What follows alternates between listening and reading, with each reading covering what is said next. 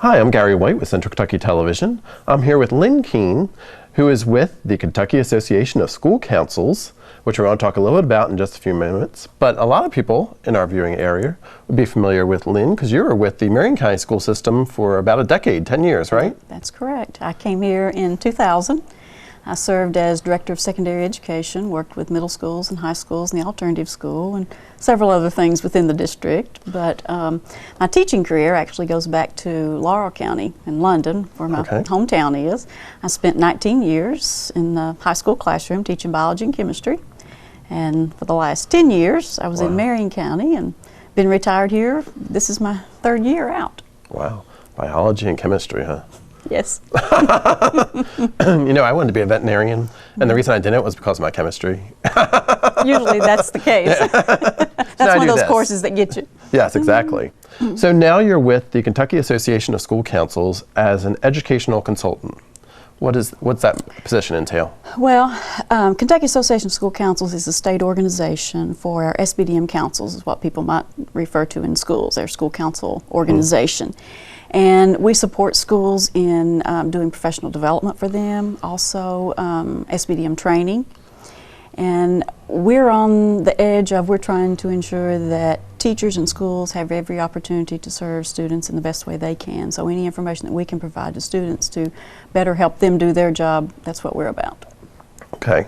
And one thing that you're going to talk with us about today is the new accountability system for the schools, right? And you've been meeting with a lot of different school systems, educating them about this new system as well, is that correct? That's correct. Well, the 2012 test results are about to be released. They've been delayed one time and they're on their way. I heard today it may be November before they're released, but they're scheduled to be released very soon. And State Education Commissioner Terry Holliday has released several public talks and discussions about that the test scores are going to decline, and that he feels a need for the public to be aware of the changes that are coming. And one of the things that we're doing at KSC is we've developed a workshop around the new assessment and accountability system, trying to explain that to school districts and to the public in general, parents as well, so that people are prepared and aware of the changes when the new results are released, because the data is going to be different and it's going to look drastically different than it has in the past. Now, in the past, there was testing that was done. And what was the name of the test? Well, we had a CAT system, Commonwealth Accountability Testing System, and the test itself was Kentucky Core Content Test, KCCT. Okay. Now, we have what's called Unbridled Learning. Okay. And the new test is K-PREP, Kentucky Performance Rating for Educational Progress. Okay. So that's the new test itself. Now that test was administered in the 2011-2012 school year. That's correct. That we're going to actually get the results for the first time this year. That's correct. So those tests that were taken last year, going to get the test scores for this year, are going to be graded completely differently than in the past. That's correct. They're going to look different in that there's going to be different measures for schools to get scores. And in fact, even at the different grade levels, high schools, for example, are doing what we call end-of-course assessments. Third grade through eighth grade takes a pencil and paper test like we've done in the past, just like the KCCT. It's called K-PREP. But the high school is doing what we call end-of-course assessments. It's not grade level specific, but it's course specific. For instance, if you were taking the chemistry class as a freshman, you would take the test at the end of your freshman year when that course is over. If I were taking it as a sophomore, then I would take the end-of-course assessment in my sophomore year, whenever I finish the course. So thus we call them end-of-course assessments. And we have 4 of those now. We have biology, we have algebra 2, we have English 2, and we have U.S. history. Okay. So whatever year you complete that course is when you actually take the test. That's correct. And people may be in different. That's correct. But those results will be part of the results that are going to be released for, that's going to be the high school testing portion of it, and then the elementary and middle schools will be the K-PREP. Okay. Okay. Now tell us, why did this new system come about? Okay. Well, historically in Kentucky, we weren't graduating enough students that were college and career ready. And that brought about Senate Bill 1, People are probably very familiar with Senate Bill 1. And Senate Bill 1 overhauled our assessment and accountability system in Kentucky.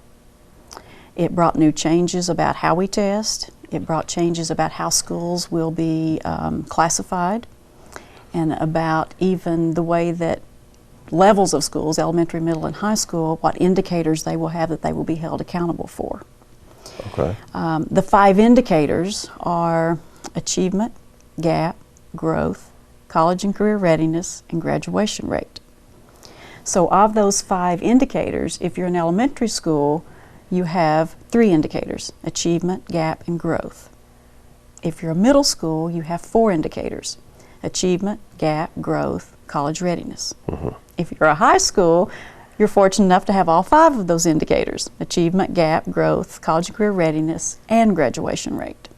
Okay. So those are the 5 indicators. Out of those 5 indicators, you will get a score of 0 to 100 in each of the indicators, depending on how many you have at your grade level. Then an overall score will be calculated for you. Then the overall score will be put on a percentile ranking based on your grade level configuration. And if you fall at the 90th percentile, after all the scores have been ranked across the state based on your grade level, if you fall at the 90th percentile, you will be classified as a distinguished school. If you are at the 70th percentile, you will be a proficient school. Okay. And everything below 70th percentile, 69 and below, will be a needs improvement school. So there's going to be lots of needs improvement schools in Kentucky, and it's going to look a lot different than it has in the past. And one of those reasons, Gary, for the change and decline in scores is, one is numerical. The old system, the CAT system in KCCT, the scale was 0 to 140.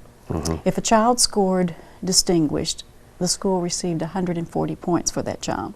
If a child scored proficient, they received 100 points. This new scale only goes to 100. Oh, wow. So numerically, putting that into place, we know that the test scores numerically have to decline. Another reason that there's some issues with proficiency, because we've started new standards in Kentucky. We have new language arts standards and new mathematics standards. And Kentucky, along with 45 other states and the District of Columbia, signed on to these new Common Core standards. They're much more rigorous. They raise the expectation for students in schools. But that's a good thing, because the intent of that is to prepare students to be college and career ready. And in the past, we weren't meeting the expectation. Our proficiency rates were much greater with KCCT than they're going to be with the new K-Prep test. Commissioners saying about a 30% decline in proficiency. So some schools, and we had several here in Marion County, that had already reached 100. So they were a proficient school. Well, those scores of 100 or above won't exist in this system immediately. Right. Obviously, if you were sitting at 112, you can't be 112 because the scale only goes to 100. So that's going to be some changes for schools. And it's really a public perception of understanding the system, because when the test scores are released and the media get those test scores and release those to the public, unless you have an understanding of what happened, then I'm afraid that the communities and the stakeholders are going to wonder, well, what happened to our schools? Well, it's not that our teachers quit teaching or our students didn't learn as well or didn't perform as well. It's about we implemented a new system. We have new standards, higher expectations, and we have a new scale. So that in itself is going to create some cause for concern when people see the test scores. And also, this system takes the place of the No Child Left Behind that some other states have, right? Because that's correct. This new assessment accountability system, Kentucky wrote a waiver from No Child Left Behind, and that was accepted. And so this new assessment accountability system that we have replaces No Child Left Behind.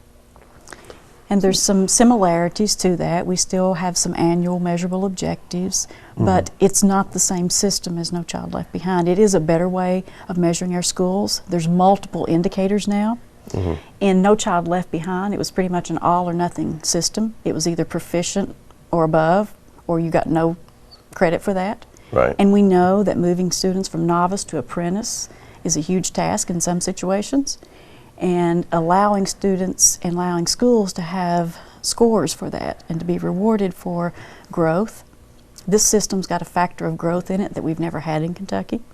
So in my opinion, this system is a much better way of assessing our schools and the progress that they're making. Now, are we going to take some dips along the way to get there to move back up? Absolutely. I mean, we're going to have a lull, and then we'll start climbing again, and we'll be back on the right track. But so we want the viewers to realize that it is a completely new, different system. So when you see these numbers, don't use your past knowledge of the testing.